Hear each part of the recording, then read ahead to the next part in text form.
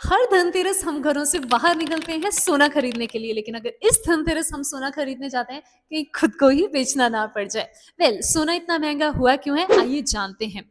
सोचिए, अगर सरकारें ही सोना खरीद के रखना शुरू कर देंगी तो हम जैसे आम लोगों के लिए तो इसका सप्लाई लिमिटेड हो जाएगा। और जब किसी भी चीज का सप्लाई लिमिटेड हो जाता है वो ऑब्वियसली ही महंगी हो जाती है। बस सोने के साथ भी कुछ ऐसा ही हुआ है।